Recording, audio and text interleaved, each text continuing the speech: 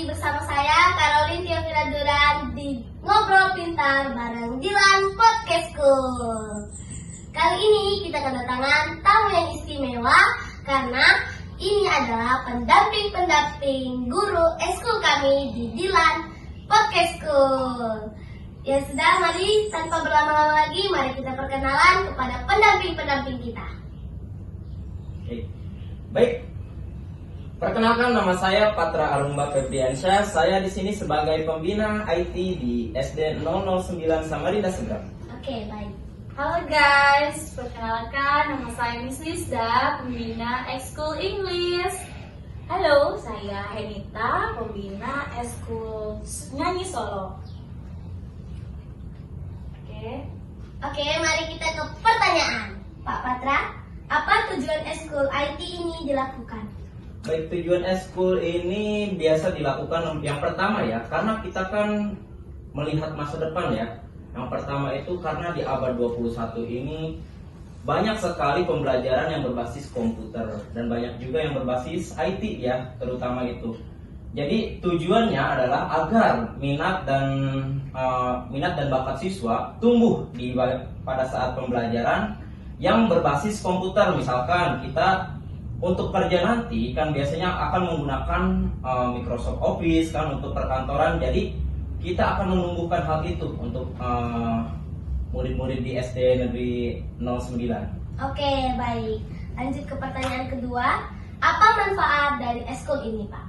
Oke, manfaatnya ada banyak ya. Yang pertama itu manfaatnya kita tidak gagap teknologi atau biasa orang dulu kata itu gaptek ya. Oke. Yang kedua, kita bisa mengejar perkembangan zaman ya, karena kita ini kan di SD itu ibaratnya tidak tertinggal ya, tidak tertinggal karena IT ini bukan hanya untuk orang dewasa tapi juga untuk anak-anak juga bisa. Karena belajar menggunakan IT ini dapat terserap dari mulai anak-anak, karena anak-anak itu sangat cepat dalam belajar IT ya.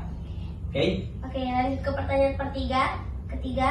Apa saja kegiatan utama dari eskul ini? Oke, kegiatan utama itu kita mulai dari langkah yang sederhana ya. Dimulai kita dari menyalakan komputer saja dulu ya. Menyalakan komputer bagaimana caranya, lalu mengoperasikan komputernya. Kita membuka aplikasi seperti Microsoft Office, PowerPoint, Excel, dan lain-lain ya. Kemudian juga cara mematikan komputer tersebut ya, karena dalam komputer atau IT kita tidak boleh langsung mematikan tombolnya ya.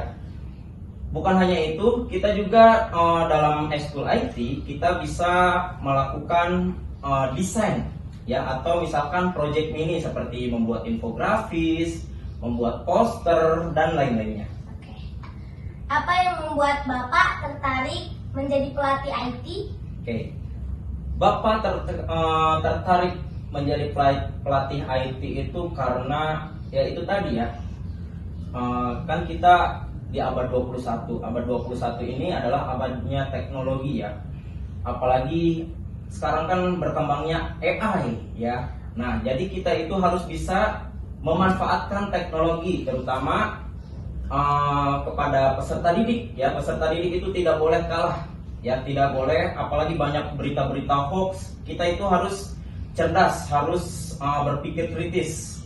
Oleh karena itu kita sebagai Bapak, sebagai pelatih atau pembina IT, ingin mengajak murid-murid di SD 009 ini agar tumbuh minatnya terkait bidang IT. Oke. Lanjut ke pertanyaan terakhir. Bagaimana eskul IT ini bisa membantu mengembangkan minat dan bakat siswa di bidang teknologi? Oke.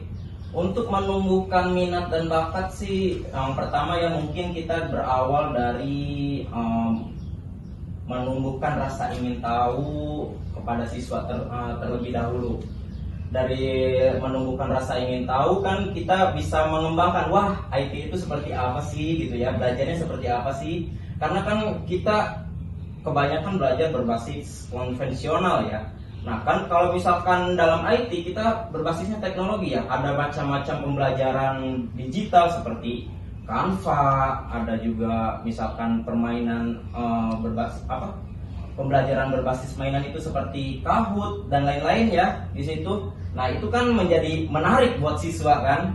Nah, mungkin itulah ya, masih ada banyak lagi untuk terkait menumbuhkan minat siswa dalam hal IT. Oke, terima kasih Pak Patra. Oke. Lanjut ke Miss Lisda. Oke. Oke, pertanyaan pertama.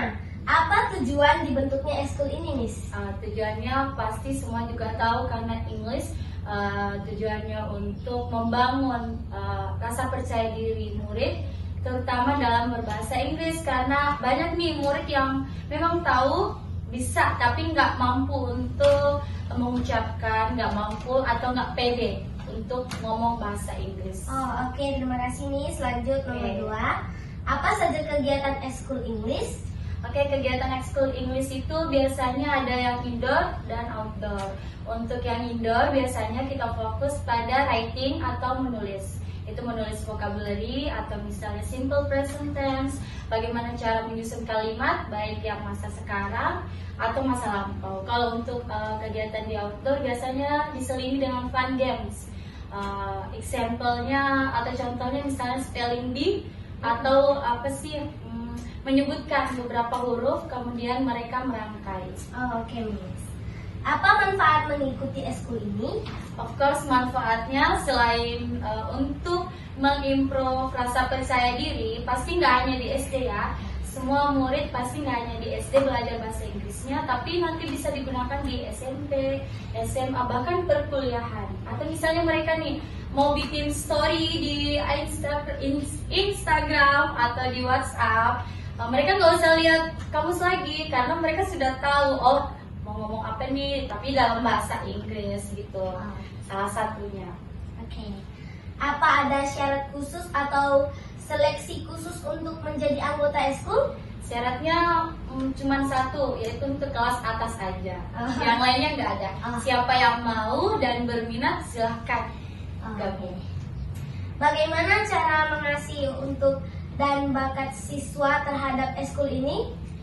Cara mengasahnya ya pasti kita lihat ya siapa-siapa yang paling berminat dan siapa-siapa siswa di antara mereka yang ikut ekskul yang bisa yang bisa dengan percaya dirinya mereka, baik itu dalam bidang speaking, listening, writing ataupun reading. Oke, terima kasih, Miss.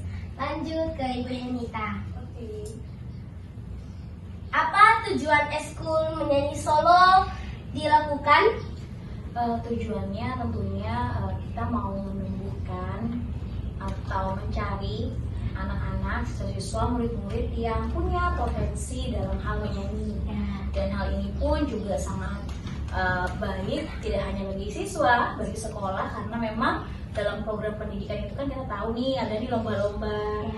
Ya, jadi itu juga sangat bermanfaat saat kita membuat sebuah ekskul pengembangan diri menyanyi, yaitu menyanyi solo. Oke, lanjut ke pertanyaan kedua. Apa manfaat dari eskul menyanyi solo ini? Ya, manfaatnya tentunya yang tadi ya, kembali lagi bahwa semua kembali kepada siswa, kembali kepada murid, untuk muridnya supaya muridnya bisa berkembang.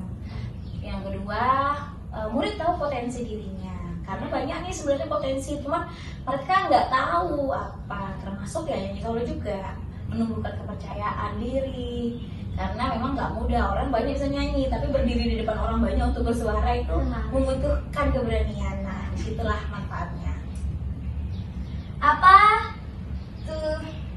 Apa manfaat mengikuti eskul menyanyi ini?